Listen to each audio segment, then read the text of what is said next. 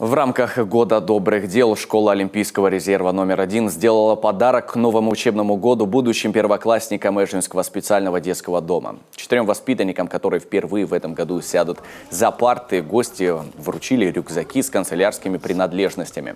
Школьные наборы помогли собрать простые горожане. В рюкзаке есть все для учебы, от тетрадок до ручек, отметил директор спортивного учреждения.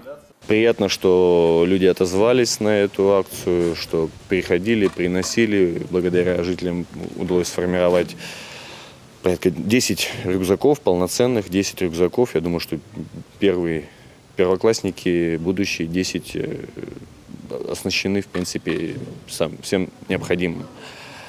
Также хотелось бы выразить благодарность людям. Зачастую они даже искренне приносили и не хотели говорить, не представляться. То есть приносили, и надеюсь, данные принадлежности школьные, школьный инвентарь поможет детям детского дома. И из них вырастут умные мальчишки, девчонки.